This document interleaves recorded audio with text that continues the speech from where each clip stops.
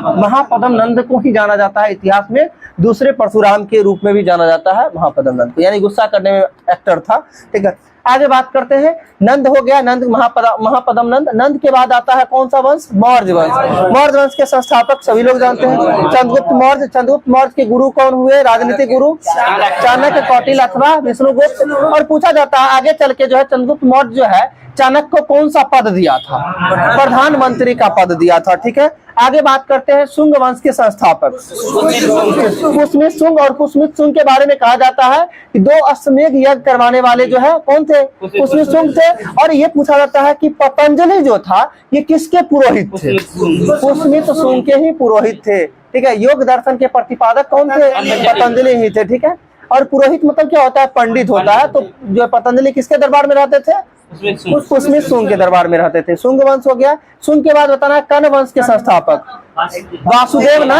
कर्ण वंश के संस्थापक कौन हो जाएंगे? वासुदेव हो जाएंगे। मशुक भी हो गया, हसीन मशुक का काम खत्म है कर। आगे सातवाहन वंश के संस्थापक सातवाहन के संस्थापक सिमुक। और सातवाहन की राजधानी की बात करते हैं प्रतिष्ठान हो जाएगा। क्या हो जाएगा? प्रतिष्ठान। और यही आंध्र सातवाहन वंश है। इस वंश के बारे में जानकारी हमें कौन से पुराण से मिलता है? मत्स्य पुराण से मिलता है। और आप सभी को याद भी होगा शायद, कैसे याद करना था इसको? मछली जो है, मत्स्य मतलब क्या होता है? मछली। और अपने यहाँ जो मछली आती है, कहाँ से मछली आती है? आंध्रा मछली आता है, आंध्र प्रदेश से। इससे ध्यान रखना है। आंध्र सातवाहन वंश किस पुराण से संबंधित होगा? मत्स्य पुराण से। और 2 पुराण से और 2 वंश है, वो भी जान लीजिए। वायु पुराण से कौन सा वंश? गुप्त वंश। और मौर्य वंश से संबंधित पुराण का नाम बताना है।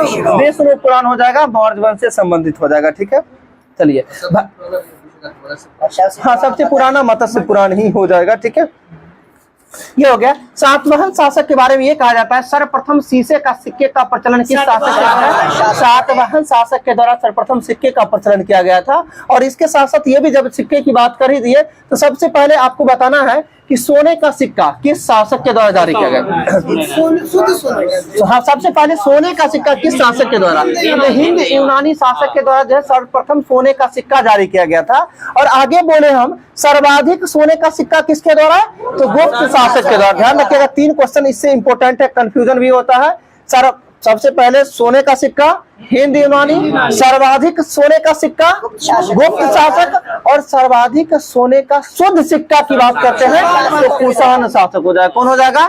शुद्ध सिक्का की बात करते हैं कुषाण शासक हो जाएगा।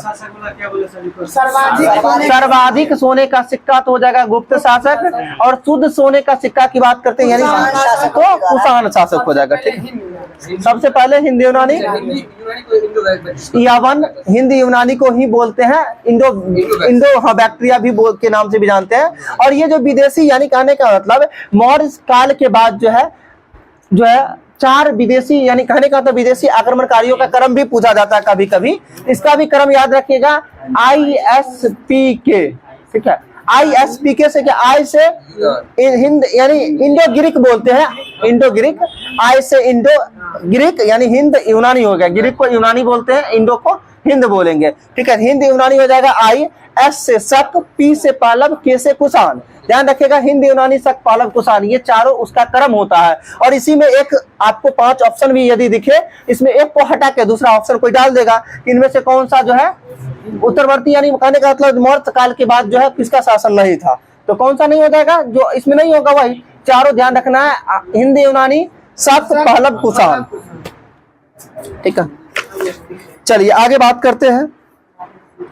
भारत में जो है थियोसॉफिकल सोसाइटी को सफलता तथा लोकप्रियता किसके कारण प्राप्त हुआ है? भारत में जो है थियोसॉफिकल सोसाइटी को सफलता तथा लोकप्रियता किसके कारण प्राप्त हुआ है? ये देखिए, अगर अब इसके संस्थापक अगर हम बोले, ठीक है, कि थियोसॉफिकल सोसाइटी के संस्थापक तो कर्नल अलकाट एवं मैडम ब्लाडवस्की। ठीक है, मैडम ब्लाडवस्की हो जाएंगे। और कर्नल अलकाट के द्वारा जो है थियोसॉफिकल सोसाइटी का स्थापना किया गया था। लेकिन आपसे पूछा गया अभी भारत में किसके कारण जो है लोकप्रियता हासिल की थियोसॉफिकल सोसाइटी, तो किसके कारण हासिल किया था? बोलिए। ये एनी बेसेंट के कारण किया था, श्रीमती एनी बेसेंट के कारण। और एनी बेसेंट की यदि हम बात करते हैं, एनी बेसेंट का संबंध किस देश से था? आयरलैंड से था। आयरलैंड, और आयरलैंड की राजधानी बता दीजिए हमें। डबलिन हो जाएगा। क्या हो जाएगा? डबलिन आयरलैंड की राजधानी हो जाएगा। ठीक है, और आगे बताना एनी बेसेंट का संबंध जो है कांग्रेस के किस अधिवेशन से? 1917 के कलकत्ता अधिवेशन से संबंधित है एनी बेसेंट। ठीक है, आगे आपको बताना है महात्मा गांधी ने केवल एक बार कांग्रेस की अध्यक्षता जो किया था, किस बार? 1924 और 1924 के बेलगांव अधिवेशन की बात करते हैं। चलिए इससे पहले आप बात करते हैं असहयोग आंदोलन कब प्रारंभ हुआ? 1 अगस्त 1920 को जो है असहयोग आंदोलन प्रारंभ हो गया था। 1 अगस्त 1920 को असहयोग आंदोलन प्रारंभ हुआ। अब इसके साथ साथ ये बात ध्यान में रखना है, असहयोग आंदोलन को जो है सर्वप्रथम प्रस्तुत किया गया महात्मा गांधी के द्वारा, और इन्हें खारिज कर किसके द्वारा किया गया था? यानी इसके प्रस्ताव को ठुकराया किसके द्वारा दिया गया था? बोलिए। यानी जो है इनके प्रस्ताव को, महात्मा गांधी का जो प्रस्ताव था किस का? असहयोग आंदोलन का प्रस्ताव, इसको ठुकराया गया था चित्तरंजन दास के द्वारा। ठीक है, CR दास के द्वारा। और आगे चल के महात्मा गांधी अभी के समय में समझते हैं लोग क्या है, अगर आपका कोई काम नहीं कर रहा, नहीं होने दे रहा, क्या करिएगा? उसको मना लीजिएगा, फुसला लीजिएगा। कैसे मनाइएगा? कुछ लोग ऐसे होते रुपया पैसा तो मानने वाले होते नहीं है। ठीक है, इसलिए महात्मा गांधी जो क्या किए, चित्तरंजन दास को देश बंधु की उपाधि दिए थे कि जो आप ही तो देश के बंधु है, यानी देश के भाई के रूप में आप जाने जाते हैं। और इनको खुश करके अगली बार जो है कांग्रेस के अधिवेशन में चित्तरंजन दास के द्वारा ही प्रस्तुत करवाए। ठीक है, और अगली बार जब प्रस्तुत हुआ तो वह स्वीकृति प्राप्त हो गई और 1 अगस्त 1920 को जो है असहयोग आंदोलन प्रारंभ हो गया। और यह कब तक चला ये बताना है। कब तक? हम जानते हैं इसमें भी कंफ्यूजन होता है। पिछले बार के असाइनमेंट्स में पूछा था कि असहयोग आंदोलन किस महीने में समाप्त हुआ था, या चौरा चौरी घटना किस मांड में हुआ था। ठीक है, तो देखिए फरवरी होगा, मार्च में नहीं जाइए। ठीक है, सुन लीजिए। देखिए 5 फरवरी 1922 को जो है असहयोग आंदोलन जो है स्थगित नहीं, 5 फरवरी 1922 को चौरा चौरी कांड हुआ था। और चौरा चौरी कांड कहाँ में हुआ था? गोरखपुर, उत्तर प्रदेश के गोरखपुर में जो है चौरा चौरी कांड हुआ। वैसे ही महात्मा गांधी उब चुके थे, इसलिए उब चुके थे कि महात्मा गांधी का लक्ष्य था कि अगर हम असहयोग का मतलब अंग्रेजों का यदि असहयोग करना शुरू करें, यानी सहयोग हम लोग नहीं करेंगे तो देश छोड़ के कांग्रेस चला जाएगा। ठीक है, और वो उनका कहना था कि हम 1 साल में जो है स्वतंत्रता प्राप्त कर लेंगे, यानी अंग्रेजों से छुटकारा पा लेंगे। लेकिन 1 साल बीत गया, देखा कि जो कुछ नहीं, कोई असर नहीं था। तो लास्ट में जाके जो है अगले साल क्या होता है, जितने भी युवा क्रांतिकारी थे उन सभी को नहीं रहा गया, तो क्या करते, उत्तर प्रदेश के गोरखपुर में जो है चौरा चौरी कांड, यानी कहने एक पुलिस चौकी को जो है आग लगा देता है, जिसमें कई जो है पुलिस लोग भी जो है 21+1, इसीलिए तो आगे बता रहे हैं जो है ये क्या कहते हैं 22 थाने, समझिए कि 22 लोग जो है जलकर जिंदा जल के खत्म हो गए। अब इसके कारण महात्मा गांधी को एक बहाना मिल गया इसको समाप्त करने का। ठीक है, और महात्मा गांधी क्या किया, आओ देखे ना था, सीधा किसी से बिना पूछे हुए असहयोग आंदोलन को वापस ले लिए, यानी खारिज कर दिए। और इसके बाद क्या होता है, कांग्रेस में फूट पड़ता है। यानी महात्मा गांधी, डेट बोले तो 1 सप्ताह याद रखिएगा, 1 सप्ताह याद रखिएगा। 5 फरवरी में 1 सप्ताह जोड़िएगा तो 12 फरवरी होता है। यानी 11 फरवरी के रात्रि में घोषणा करते हैं, कहीं 11 देता है, कहीं 12 देता है। तो 12 फरवरी 1922 को जो है असहयोग आंदोलन वापस ले लिए, जिस कारण से जो है जितने भी महात्मा गांधी के समर्थक, एक कहानी के चरण में बताते हैं, थोड़ा सुनिएगा। जितने भी क्रांतिकारी यानी जितने भी महात्मा गांधी के समर्थक थे, वही चित्तरंजन दास, वही मोतीलाल नेहरू या जो भी व्यक्ति थे, वो सभी जो है इनसे खफा हो गए, कहने का मतलब, और जिस कारण से इनका सहयोग करना छोड़ दिया। आगे क्या करते हैं, 1922 के अगले साल जाके जो है मोतीलाल नेहरू और चित्तरंजन दास के द्वारा जो है कांग्रेस से अलग एक नए पार्टी का निर्माण किया गया, जिस पार्टी का नाम स्वराज पार्टी। जिस पार्टी का क्या नाम हुआ, स्वराज पार्टी। और स्वराज पार्टी के संस्थापक मोतीलाल नेहरू एवं चित्तरंजन दास कब, 1927 में। आगे बात करते हैं 1927 में स्वराज पार्टी का पहला अधिवेशन कहाँ होता है, इलाहाबाद में होता है। इलाहाबाद में होता है। और 1927 में क्या हुआ, महात्मा गांधी को अब जो है कोई व्यक्ति दिख ही नहीं रहा था कि कांग्रेस का अध्यक्षता कौन करेगा। 1927 में महात्मा गांधी, अब क्या है, कांग्रेस के जितने भी वरिष्ठ नेता थे सभी लोग तो इग्नोर कर दिए थे। ठीक है, अब इनको कोई दिख नहीं रहा था, क्या किए, विशेष अधिवेशन के लिए जो है किनको पकड़ के लाए, सबसे युवा अध्यक्ष के रूप में किसे जाना जाता है, मौलाना अबुल कलाम आजाद को। ये भी याद करने का बहुत बेस्ट जरिया है कि सब कांग्रेस के सबसे युवा अध्यक्ष कौन बने, मौलाना अबुल कलाम आजाद कब बने, 1927 के, जो कि दिल्ली अधिवेशन हुआ था, विशेष अधिवेशन, ठीक है, विशेष अधिवेशन जिसकी अध्यक्षता मौलाना अबुल कलाम आजाद। एक साल तो पार हो गया, 1927 अधिवेशन पार हो गया। जब 24 आता है तो 24 में तो अब कोई दिख ही नहीं रहा है, अब किसको पकड़े, ठीक है। तो अंतिम में इसी को कहा जाता है मजबूरी का नाम महात्मा गांधी, ठीक है। अंतिम में जब कोई नहीं मिला तो कहे अब चलो खुद से ही अध्यक्षता करते हैं, तो मजबूरी का नाम महात्मा गांधी, ठीक है। और इसलिए करना पड़ा कि कांग्रेस में कोई लगाम ही नहीं था, इसलिए वो अधिवेशन हुआ कहाँ, बेलगाम में। बेलगाम याद रखिएगा, बेलगाम मतलब क्या, कोई लगाम नहीं, यानी बेलगांव को अलग अलग करके पढ़िएगा तो बेलगाम पढ़िएगा, ठीक है। तो बेलगाम जो कहाँ पड़ता है, कर्नाटक में पड़ता है। किनके द्वारा अध्यक्षता किया गया, महात्मा गांधी के द्वारा। और महात्मा गांधी के द्वारा अध्यक्षता किया गया। हिंदी को राष्ट्रभाषा के रूप में प्रस्तुत किस अधिवेशन में किया गया था, 1924 के बेलगांव अधिवेशन में ही महात्मा गांधी के द्वारा, ठीक है। 1924 तो क्लियर हो गया। जब 1924 क्लियर हो गया तो महात्मा गांधी के श्रेष्ठ शिष्या कहिए एक तरह से, कौन, तो सरोजिनी नायडू। अब 25 में किसको पकड़े, सरोजिनी नायडू को, कि अब चलो भारत, अभी तक भारत के कोई महिला के द्वारा अध्यक्षता नहीं किया गया है, ठीक है। तो चलो अब तुम जो उसको सौंप दिए, तो 1925 के जो है कानपुर अधिवेशन की अध्यक्षता किसके द्वारा, सरोजिनी नायडू के द्वारा। तो आपको 23, 24, 25 ये क्लियर हो गया होगा। उससे पहले 1922 वाला क्या, हाँ 25 में हम बता रहे हैं ना, 25 और 30 में 2 बार से त्याग पत्र दिए हैं, लेकिन वो लंबे समय के लिए त्याग पत्र नहीं दिए हैं। ऐसे ही ये नहीं होता है, कभी कभी नहीं हम रूस रहते हैं, चलो हम छोड़ देते हैं, देखते हैं चलता है कि नहीं, वही स्थिति हो जाती है, ठीक है। तो वही हाल था गांधी जी का। तो क्या हुआ, 1922 के अधिवेशन जानते हैं, चौरा चौरी कांड होता है जिस बार, और सहयोग आंदोलन को वापस लिया जाता है। उस बार कांग्रेस के अधिवेशन की अध्यक्षता किसके द्वारा किया जाता है, चित्तरंजन दास के द्वारा ही किया जाता है। और वो अधिवेशन कहाँ होता है, बिहार के गया में। और बिहार में वो कितनी बार अध्यक्षता होती है, दूसरी बार अध्यक्षता होती है गया में। और बिहार में पहली बार अध्यक्षता कब होता है, 1912 बांकीपुर, किसकी अध्यक्षता में, RN माथुरकर। ध्यान रखिएगा, 1912 के बांकीपुर में, ब से 12, ब से बांकीपुर, बांकीपुर में किनके द्वारा, माधोलकर के द्वारा, RN माधोलकर के द्वारा जो है अध्यक्षता किया गया था 1912 में। ऐसे अभी तक बिहार में कुल कांग्रेस के कितने अधिवेशन हुआ था, 3 हुआ था, जो कि 12, 22, 40। 1940 जो वर्तमान में अब बिहार में नहीं पड़ता है, रामगढ़ में हुआ था। कहाँ हुआ था, रामगढ़ में। और 1940 के अधिवेशन की अध्यक्षता किसके द्वारा, मौलाना अबुल कलाम आजाद के द्वारा। और 40 से लेकर 46 तक अकेले रह गया। यही पूछा यह भी जाता है कि कांग्रेस के सबसे लंबे समय तक अध्यक्षता करने वाले व्यक्ति कौन थे, मौलाना अबुल कलाम आजाद हो जाएंगे।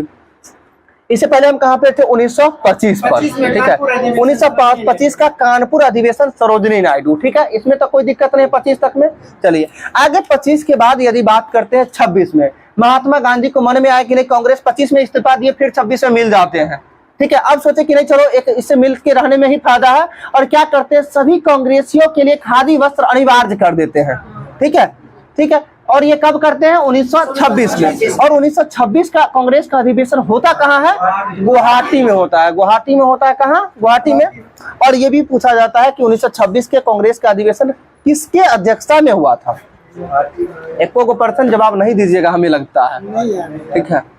देखिए, अच्छा वस्त्र कहाँ पहनते हैं, अंग में ना, अंग, अंग मतलब शरीर की बात कर रहे हैं। तो जो है कौन हो जाएंगे, अयंगर, अनंत सैनम नहीं है, अनंत सैनम अयंगर नहीं है, ठीक है। कोई अयंगर करके है, सीधा देखिए एक लॉजिक से याद रखे हुए आंसर आराम से टिक कर लीजिए, देख लीजिए। तो NG अयंगर करके या NC अयंगर करके है कोई, ठीक है।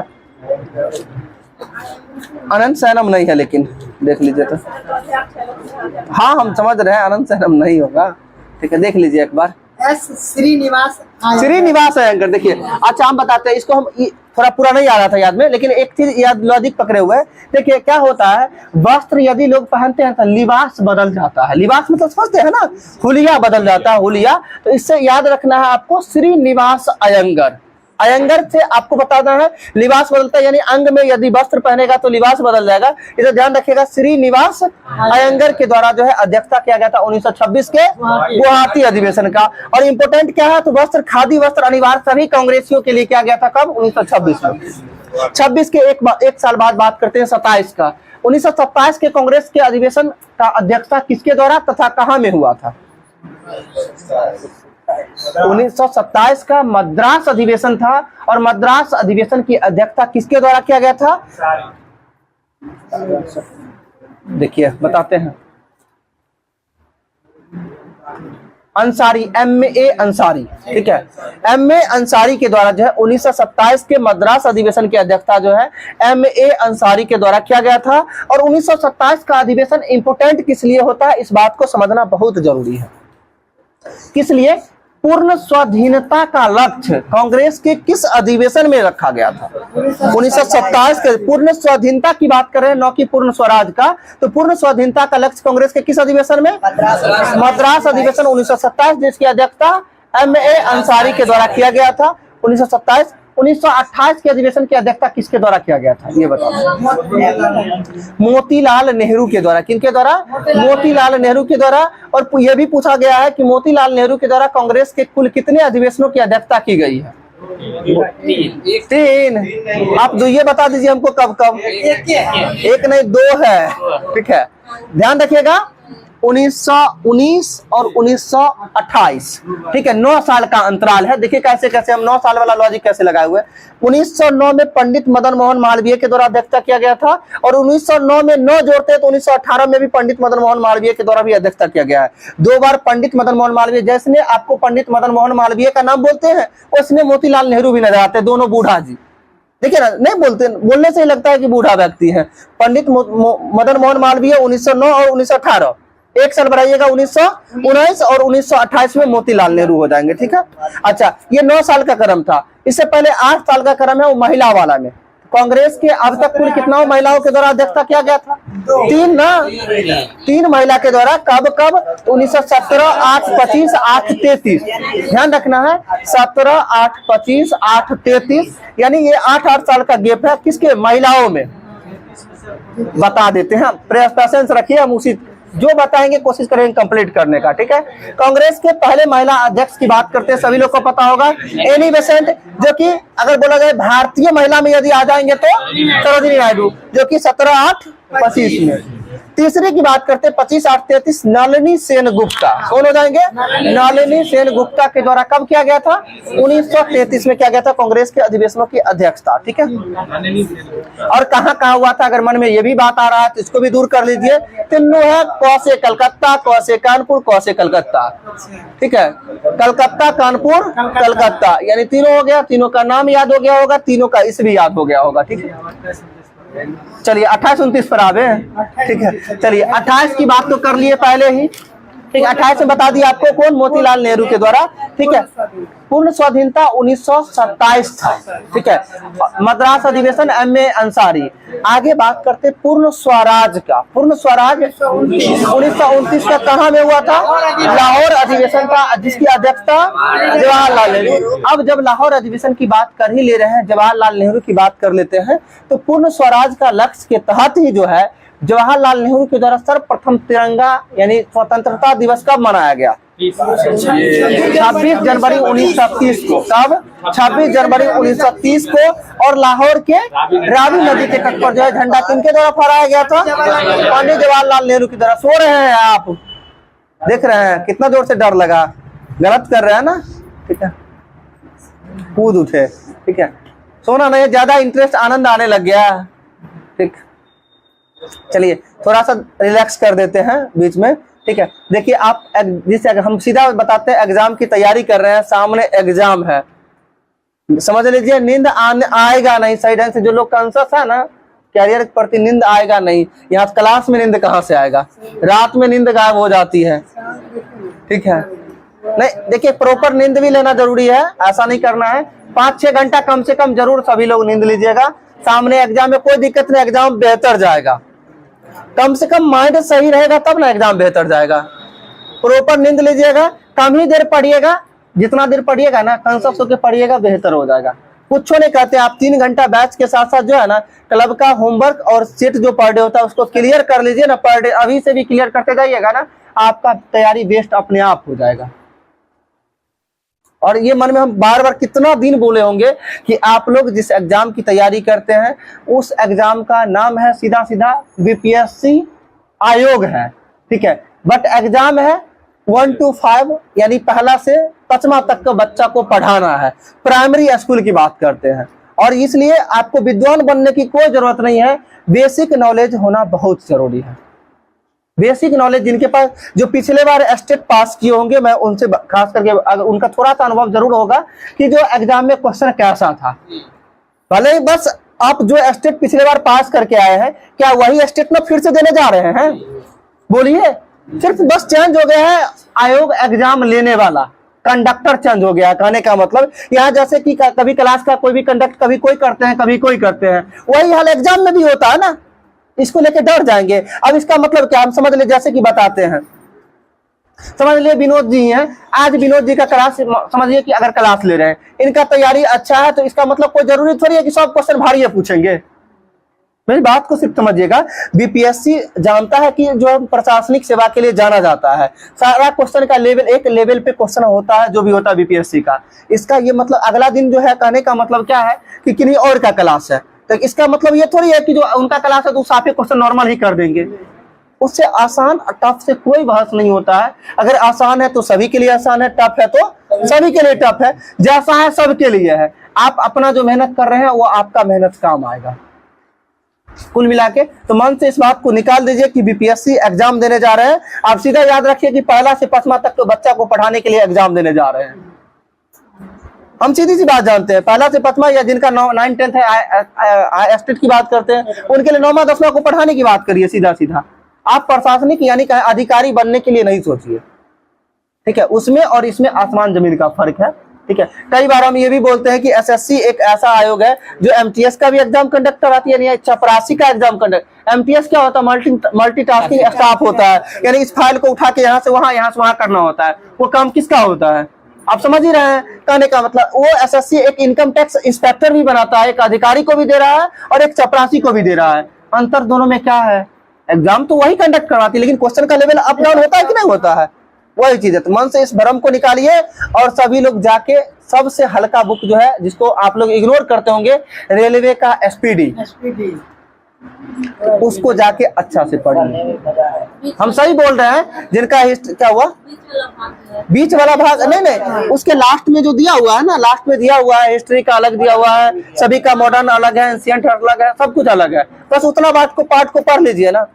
जिनका इकोनॉमिक्स होगा बता देते हैं उनके लिए, इकोनॉमिक्स भी है ना, किन्हीं का पॉलिटी इकोनॉमिक्स, जिनका होगा 26 से 27 पेज, 26 पेज का जो है इंडियन इकोनॉमिक्स का पीडीएफ आपको मिल जाएगा, ठीक है, ठीक है। हाँ, आपको बता रहे पीडीएफ हम वैसे टेलीग्राम चैनल पे कल ही शेयर किए हैं, ठीक है। आपको दिशा फोटो स्टेट में आपको पीडीएफ मिल जाएगा, वो हैंड रिटन नोट्स होगा जो कि अपने द्वारा तैयार किया गया है, मात्र 26 पेज में। और ये जान लीजिए अभी तक का एक को क्वेश्चन ऐसा नहीं होगा जो बीपीएससी में नहीं पूछा होगा, ठीक है। जितना बीपीएससी हो, चाहे बिहार दरोगा हो, चाहे रेलवे हो, हर एक एग्जाम से प्रीवियस ईयर जितना भी क्वेश्चन है, हर एक क्वेश्चन को दे दिया है। इसके साथ साथ जो क्वेश्चन ऐसा है जो पूछने वाला क्वेश्चन है, उस क्वेश्चन को भी डाल दिया है। 26 पेज में है और कोशिश करिएगा अभी से 2 पेज पर डे याद करिएगा, तो 10-12 दिन में आप खत्म कर सकते हैं उसको। इकोनॉमिक्स का, ठीक है। इकोनॉमिक्स सभी लोग लेके पढ़ लीजिएगा, कुछ नहीं है, 15-20 रुपया में समझिए आपको प्रिंट मिल जाएगा आराम से। क्या हुआ, कुछ बोल रहे हैं? ज्योग्राफी का नोट्स नहीं मिलेगा। देखिए ज्योग्राफी क्या है कि जब से आप लोग का बैच स्टार्ट हुआ है ना, तब से हमको लगता है लगभग सुबह से लेकर शाम तक क्लब पे ही समय चल जाता है, ठीक है। टाइप किया हुआ पूरा है, लेकिन उसका करेक्शन करवाना बहुत जरूरी है, बिना करेक्शन का नहीं दे। इसलिए तो इसको इकोनॉमिक्स का भी सोचे थे टाइप करवाएंगे, लेकिन सोचे टाइप करवाएंगे फिर करेक्शन भी करवाना पड़ेगा, इसलिए सोचे हैंड रिटन ही। क्या पॉलिटी का 1 सप्ताह के अंदर आप लोग को मिल जाएगा, 1 सप्ताह के अंदर, ठीक है। हम बता रहे हैं ना, पॉलिटी का 1 सप्ताह के अंदर जो है कंप्लीट फाइनल करके दे देंगे उसको, नहीं तो थोड़ा अधूरा में अगर चाहिए तो अधूरा में जो है उतना हम दे देंगे, ठीक है। पूरा कोशिश करते हैं कंप्लीट करने का। कल से थोड़ा सा समय कम कर दे रहे हैं, यहाँ पे अपने हो जाएगा, ठीक है। चलिए ठीक है यहाँ तक। अब थोड़ा सा नींद भाग गया होगा सभी लोग का, चलिए नहीं नींद भाग गया होगा। चलिए आगे आते 1930 पर थे हम लोग, ठीक है। 30 की बात करते हैं। 30 में आजादी, देश को आजाद करवा दिए, यानी कहने का स्वतंत्रता दिवस मनाने का काम कौन किए? जवाहरलाल नेहरू कहाँ में? लाहौर के रावी नदी के तट पर किए थे। किस तिथि को? 26 जनवरी 1930। और यही 26 जनवरी को जो है यादगार पल बनाने के लिए जो है देश का संविधान लागू, जिसको गणतंत्र दिवस बोलते हैं। अब भारत तो आजाद सोच रहे थे सभी लोग की 26 जनवरी को, लेकिन 26 जनवरी को तो देश आजाद हुआ नहीं। सोचे 26 जनवरी को यादगार बना के रखे, तो रखे कैसे? तो संविधान को जो है, जब संविधान बन के तैयार हो गया था 26 नवंबर 1949 को, ठीक है, लेकिन इसको लागू करने के लिए जो है आगे एक्सटेंड करके 26 जनवरी का इंतजार किए। 26 जनवरी 1950 को संविधान लागू हुआ था। किस लिए उस दिन को? क्योंकि इससे पहले जो है तिथि को यादगार बनाने के लिए किया गया था, ठीक है। अब आगे बात करते हैं 1930 के बाद 1931 का कराची अधिवेशन। और कराची अधिवेशन की अध्यक्षता किसके द्वारा? सरदार वल्लभ भाई पटेल के द्वारा किया गया था। और इसी अधिवेशन में जो है महात्मा गांधी के द्वारा कहा गया था, गांधी मर सकता है पर गांधीवादी हमेशा जीवित रहेगा। गांधीवादी 1931 में होगा। कैसे होगा वो बता देते हैं ना, सुन लीजिए कहानी थोड़ा सा, अगर आप लोग की इच्छा है तो, ठीक है। अब 1931 में होता क्या है? 5 मार्च 1931 को गांधी इरविन समझौता होती है। कहीं कहीं 4 मार्च भी देता है, मैं बता दे रहा हूँ। 5 मार्च या 4 मार्च 1931 को गांधी इरविन समझौता होती है। और गांधी जी के द्वारा जो है, जिसमें 11 सूत्री मांग रखा जाता है। कितना सूत्री? 11 सूत्री मांग रखा जाता है, जिसमें से महात्मा गांधी का 10 मांग को लॉर्ड इरविन के द्वारा जो है मान लिया जाता है और एक मांग को ठुकरा दिया जाता है। जितने भी राजनीतिक कैदी थे, कहने का मतलब जिसको जो है मतलब ऐसा सजा था, जिसको मौत होना था, उन लोग को नहीं रिहा करेंगे। ये सजा, इस चीजों को जो है नहीं माना इरविन। और गांधी जी भी सोचे चलो इतना चीज मिल रहा है, छोड़ देते हैं। गांधी जी इस चीज को छोड़ दिए। और इसी के तहत जो है 23 मार्च 1931 को भगत सिंह, सुखदेव और राजगुरु को फांसी दे दी जाती है। और फांसी होने वाला भी था शायद 24 या 25 को, एक दिन पहले दे दिया जाता है। इसलिए युवाओं में और क्रोध की भाव जग जाती है। यदि गांधी जी चाहते तो इन तीनों का मौत नहीं होता। यानी इन तीनों के मौत के जिम्मेदार कौन है? गांधी जी ही हैं इन तीनों के मौत के जिम्मेदार। और इसीलिए सभी युवा सब जो है एक गांधी जी के मन में डर को पैदा कर दिया कि हम तुमको मार देंगे कहीं ना कहीं, ठीक है। और इसीलिए गांधी जी को कहना पड़ गया कि गांधी मर सकता है पर गांधीवादी हमेशा जीवित रहेगा। अब तो हम उम्मीद करते हैं कि आप सभी को हमेशा परमानेंटली याद रहेगा, ठीक है, कि गांधी मर सकता है पर गांधीवादी नहीं। कब दिए थे नारा? 1931 और 1931 के कांग्रेस के कौन से अधिवेशन? कराची अधिवेशन, जिसकी अध्यक्षता किसके द्वारा किया गया था? सरदार वल्लभ भाई पटेल के द्वारा किया गया था। और आप ये समझ सकते हैं सरदार वल्लभ भाई पटेल थे तो गांधी जी का वहां पे आवाज भी निकलता है, क्योंकि गांधी जी के द्वारा जो है बारदोली के यानी जो है बारदोली सत्याग्रह जो हुआ था, जो सरदार वल्लभ भाई पटेल के नेतृत्व में जो हुआ था। अच्छा पहले ये बताइएगा, हमको लगता है 50% लोग को इसमें भी डाउट होगा, बारदोली सत्याग्रह कब हुआ था? 1928, ठीक है, 1928 सही है। 1928 में बारदोली सत्याग्रह हुआ था। और बारदोली सत्याग्रह में क्या हुआ था कि बारदोली के महिलाओं के द्वारा की ओर से जो है महात्मा गांधी के द्वारा जो है उनको कौन सी उपाधि दी गई थी? सरकार की उपाधि दी गई थी। तो एक दूसरे में तालमेल भी थोड़ा सा बनता है।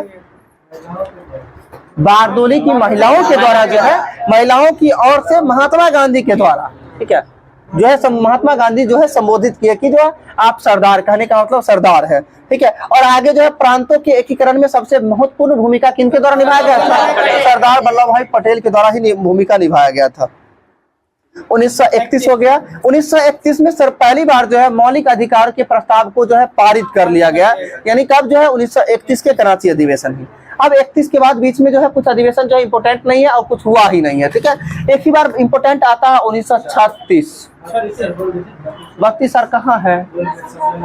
तो गोलमेज सम्मेलन की बात करिएगा, कोई बात नहीं, देखिए ठीक है, कोई बात नहीं, राउंड टेबल कॉन्फ्रेंस की बात करते हैं, गोलमेज सम्मेलन की बात करते हैं। देखिए वो इम्पोर्टेंट नहीं है, कहीं आज तक एग्जाम में कभी जो है ना 1932, 33, 34 कहीं नहीं पूछा गया। कितना याद है? जो जरूरत का चीज देखिए बताते हैं, आप सभी को बताते हैं वैसे। हाँ देखिए 12 7 17 आपको भी याद है।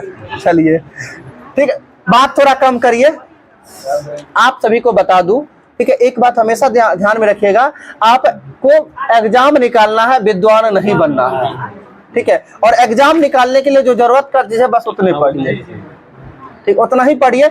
इतना दिन से हम तैयारी कर रहे हैं, आज तक 1932, 1933, 34 आज तक हम कभी नहीं पढ़े हैं।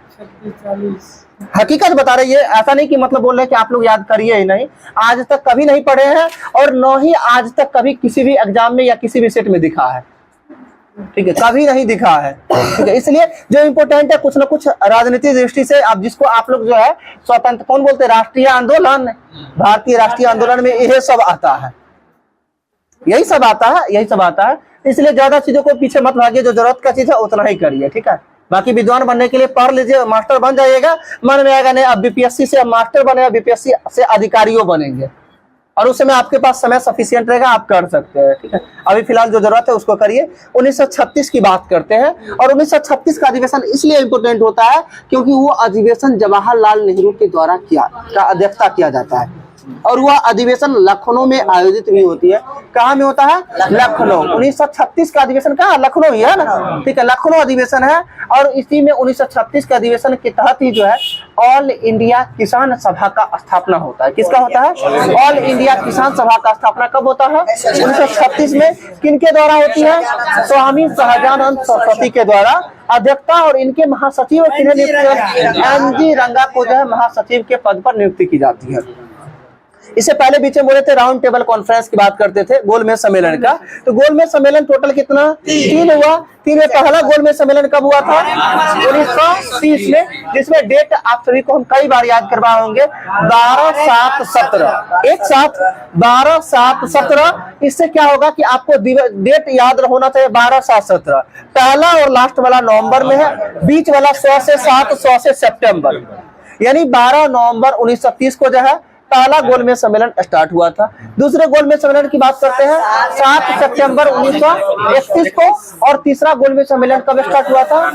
17 नवंबर 1932 को। अब इसमें इंपॉर्टेंट होता है कि जो है तीनों गोलमेज सम्मेलन में सम्मिलित होने वाले व्यक्ति B.R. अम्बेडकर भी है, और कई लोग हैं सम्मिलित, ठीक है। सैफुद्दीन किचलू भी है, और एक बूढ़ा भी कोई करके है, कुछ नाम है उनका, नहीं मोहम्मद अली जिन्ना नहीं, शायद सरोजिनी नायडू भी थे तीनों गोलमेज सम्मेलन में, सरोजिनी नायडू भी है तीनों गोलमेज सम्मेलन में, ठीक है। हम बता दे रहे हैं ना, आप सभी पढ़ने में क्या आता है, जनरली बुक में लिखता है कि B.R. अम्बेडकर जो है तीनों गोलमेज सम्मेलन में शामिल होने वाले व्यक्ति है, जनरली आपको दिखने को मिलेगा। लेकिन तीनों गोलमेज सम्मेलन में शामिल होने वाले और व्यक्ति थे, जैसे आपको बताए सैफुद्दीन किचलू बताए, इसके साथ साथ बताए आपको सरोजिनी नायडू बताए, B.R. अम्बेडकर बताए, क्या कदमनी गांगुली का नहीं कह सकते हैं, एक और कोई है समझे क्या है? तेज बहादुर सप्रू। हम बोल रहे थे ना कोई बूढ़ा है, ठीक है, तेज बहादुर सप्रू, यानी ये हाँ ये 4 व्यक्ति जो थे जो तीनों गोलमेज सम्मेलन में शामिल हुए थे। अब पूछा जाता है कि कांग्रेस के प्रतिनिधित्व के रूप में जो है किस गोलमेज सम्मेलन में और किस व्यक्ति के द्वारा भाग लिया गया था? तो दूसरे गोलमेज सम्मेलन में किस व्यक्ति के द्वारा? महात्मा गांधी के द्वारा भाग लिया गया था, ठीक है, जो कि दूसरे गोलमेज सम्मेलन में। और इसमें पूछा जाता है महात्मा गांधी किस जहाज से गया था? एस राजपुताना जहाज से, ठीक है, SS राजपुताना जहाज से जो है महात्मा गांधी कहाँ गए थे? लंदन गए थे। और उसी के दौरान जो महात्मा गांधी को नंगा फकीर के रूप में किसके द्वारा? विंस्टन चर्चिल और फ्रैंक मॉरिस के द्वारा जो है महात्मा गांधी को अर्धनग्न फकीर कहा गया था, ठीक है। और आप सभी को एक और क्वेश्चन बताए थे कि महात्मा गांधी को राजनीतिक बच्चा किसके द्वारा कहा गया? एनी बेसेंट के द्वारा जो है महात्मा गांधी को जो है राजनीतिक बच्चा, ठीक है।